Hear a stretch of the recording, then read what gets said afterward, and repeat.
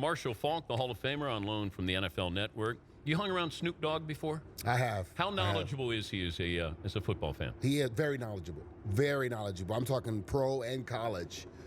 He's on it. And now with his son and the show that they're doing, the whole college game, the college game, he's really investing into learning about teams, understanding what it takes to be a good collegiate athlete. And it's going to be interesting to see as that show continues to move on, what happens with Snoop and his son and his stardom going to whatever college his son attends. Who's the person who would surprise me the most? Who's the most knowledgeable that you've met? Celebrity or musician, somebody where you go, wow, okay, this guy knows a little bit more than I thought. Wow, let's see. Actually, we had dinner last night. And just talking about the league, Jason Dufner, the golfer. Yeah, he's all over it. Big time Auburn fan. Yeah. From Ohio, knows the league. Entire league. There wasn't a conversation that I brought up about a team and maybe a coach or a quarterback. He knew everything about the game. And it's funny how golfers follow football. And Phil Mickelson. It's not even fantasy football. Like, it's real football. Teams, he knows owners, he knew GMs, head coaches. I was impressed. What about have you met presidents? No, not a lot. No. No. I'm not into politics, Dan. Well, no, but you could still meet President Obama. Or did you go to the White House? I met him before he was president. Oh, you did? Yes. Did you go to the White House when you guys won the Super Bowl? No. What happened? You didn't get invited, or? I don't know. I just we didn't go. I don't know. I think Georgia just did not want to go. Maybe that was it. Georgia Frontier. Yes. Yeah. The missus. Kurt Warner had something to say yesterday. What did he say? Seattle radio station. McLovin, give whatever he said. I'm backing him. I'm just gonna say that. Okay, hold on here. Once again, that's my quarterback. I'm backing him. Okay, well then, that's the second source here. McLovin, give Marshall the context of what Kurt was saying. He basically said, when asked, yes, there's a sliver of doubt. Did the Patriots do anything to gain an unfair advantage in the Super Bowl, the one that you guys lost to the Patriots? He said, yeah, as a human, there's a sliver of doubt. Okay. Do you have doubt? You're kind of forced to have doubt. When other stories start to come out, you then think, well, the stuff that they recorded and I will walk through that the commissioner decided no one needed to see the tapes of, what was on those tapes? So, yes, the human element is to doubt whether what the commissioner said, was it true or not?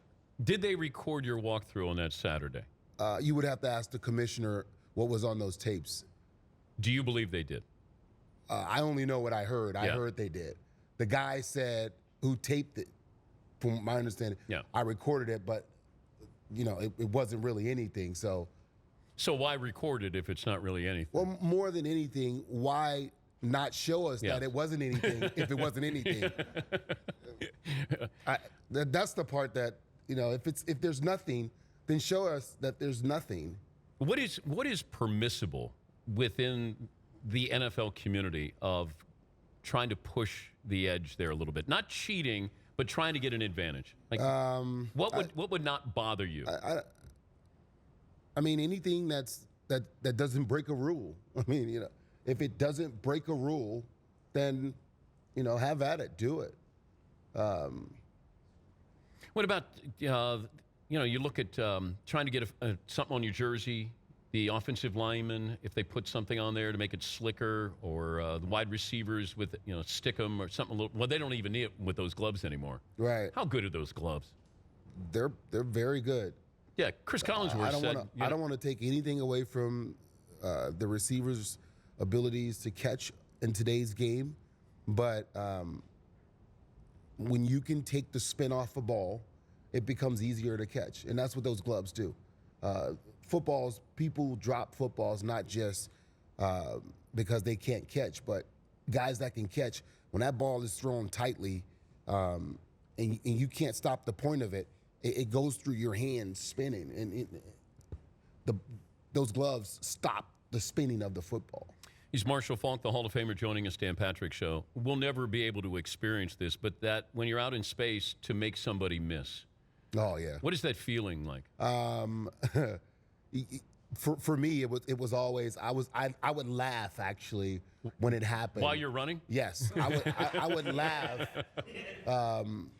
I would too. It's such a great feeling because rarely do you get a guy isolated and you get to make him miss. And for me, I wanted to make sure he not only you don't even get to touch me because you can break a tackle. A guy could grab your leg, you can make him miss, and you can get away.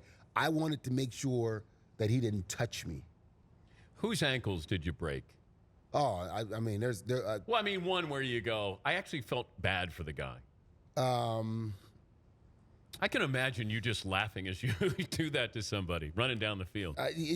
Dan, it happens. It happens so many times. I used to call it the freeze because I would always slow down to get them to slow down and then start back up faster than they could start up or put a move on him. That was just it. If you could get a guy to break down, that was like the worst thing to do. Guys, good tacklers. Yeah. Luke Kuechly, I mean, he's just going to attack you, and he's going to shoot. And if he can make the tackle, he's going to make the tackle. If not, he's going to slow you down so everybody else can come make the tackle. How do you explain Marshawn Lynch? You don't. I don't think you can. Who's he? Is there anybody who's run like him? Not since Earl Campbell. Oh.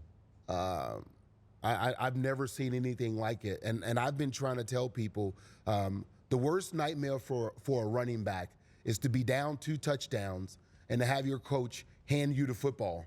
Because now every defensive player can tee off on you because that carry cannot win the game. And he took all hits from all 11 guys time and time again. And by the time they got close, he had wore them down.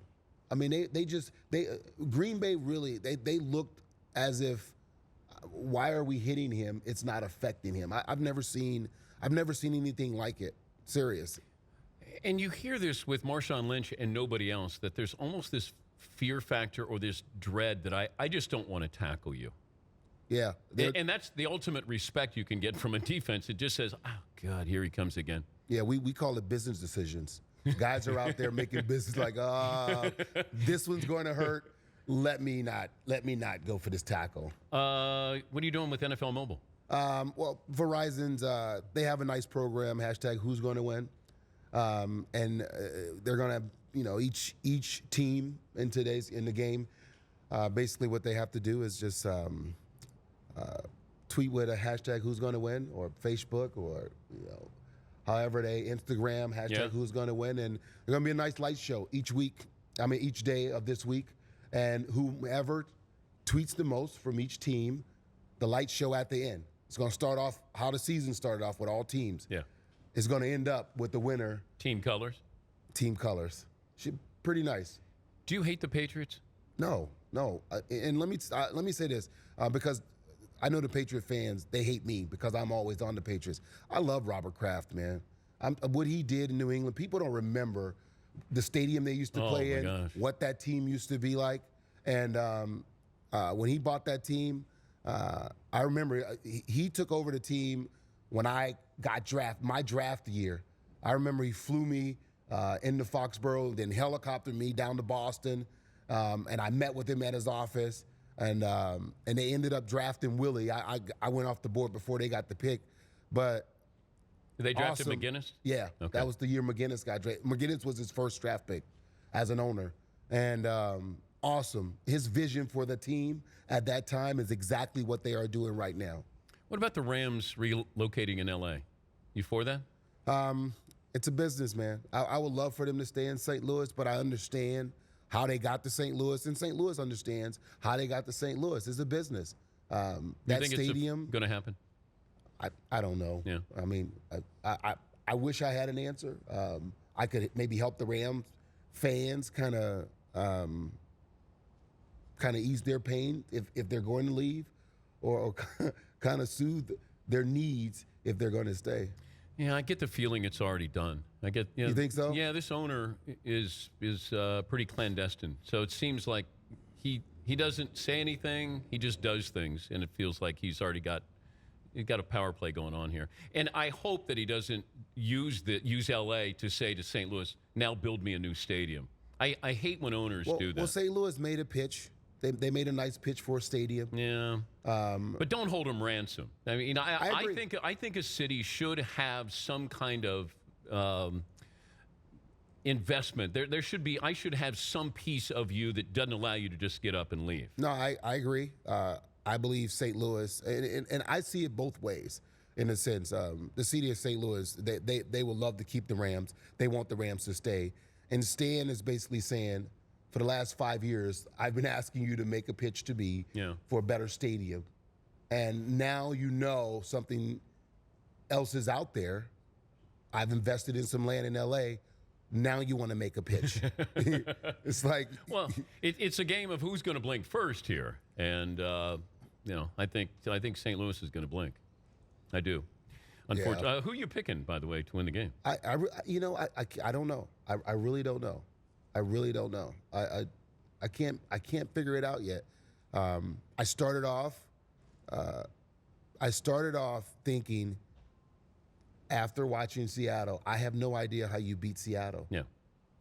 Is Russell Wilson great?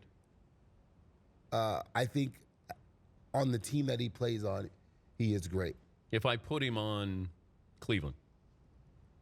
I don't know if anyone would be great if you put them on Cleveland. I'm just saying. Yeah. No, that's okay. That's fair. That's fair. Give me the plug again for hashtag who's gonna win. All right. Hey, great to see you. He's Marshall Faulk, the Hall of Famer. Thank you, Marshall.